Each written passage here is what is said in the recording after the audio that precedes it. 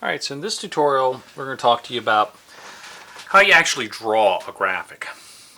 So just as kind of a quick overview, a graphic is a oversimplified illustration.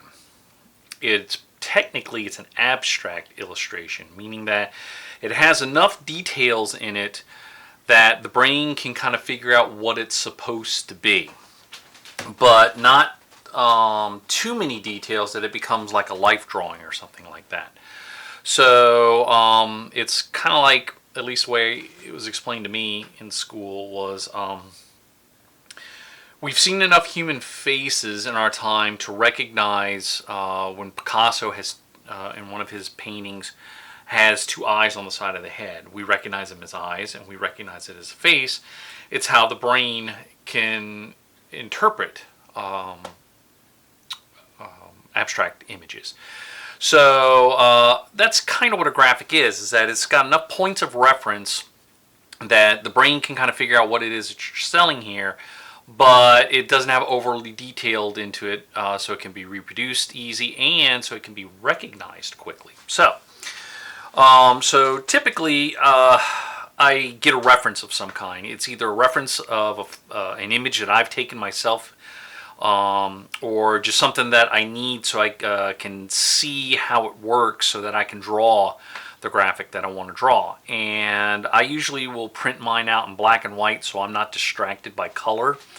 It helps kind of, even furthers it down to a graphic, if you will. Once I have the photo reference, I'll usually tape it down and then I'll lay a sheet of tracing paper on top of it. And I'll use a light pad. That might be a little bright for you guys, but just so y'all can see what I'm talking about is that I'll then lay my tracing paper on top of it and I kind of start problem solving it at this point. So I'm just sketching on top of tracing paper with a pencil, just kind of mapping out how the graphic's going to look, blocking out areas that are going to be black, what's going to be the white of the paper, and knowing that those can change. I could change these to blue and orange if I wanted to. And once I've got my drawing figured out on tracing paper, and I might do several different looks of it on tracing paper to get down what I want. Once I have it down visually the way I want it to look, that's when I'll then transfer it again to nice Bristol paper. And let's turn this off so you can see it. I'll transfer it to a nice clean drawing on Bristol. And then once I have it drawn in on Bristol, I'll tape it down again, and then that's when I'll start filling it in with inks. And then at this point I'll scan it in and manipulate it further, like in Photoshop or something like that, and then I'll bring it into Illustrator and convert it into vector, because most of my graphics usually wind up having to be vector anyway. So but that's really just kind of loosely the process that you would use to draw a graphic.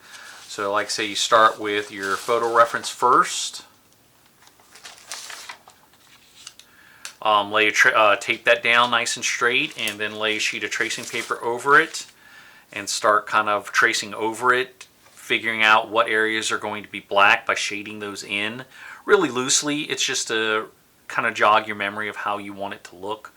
Then once you get your drawing solved on tracing paper, transfer it nice and cleanly to a sheet of Bristol, and then once you have it on Bristol, you can ink it in. And when you ink it in, you can take your kneaded eraser and stuff like that to erase all your excess of pencil lines, your vanish eraser as well, a pencil eraser, like a pen tip eraser that you can go in and get in some of the details.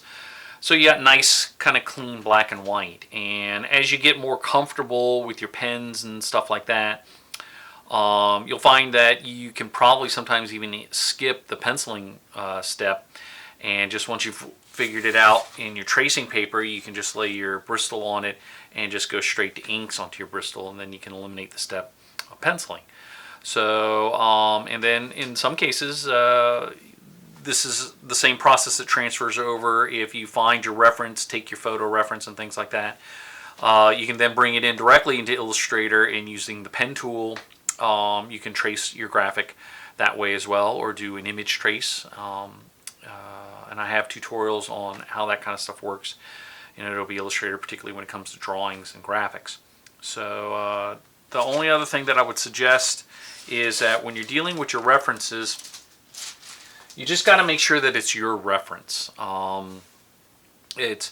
know it's so tempting to download stuff off of the web and things like that, but those images don't belong to us unless it's from a royalty-free site or something like that. So think of it as images that you see on the web. They belong to somebody, and if it was your photograph that somebody was using and making money off of, you'd be pretty upset too. So so try to make it your own images, your own reference images, and taking your own reference images, or buying something off of a royalty-free site so that you have permission to use that image, and then the artist gets paid, the photographer gets paid, just like you would want to get paid. That's pretty much the steps into how to create a graphic.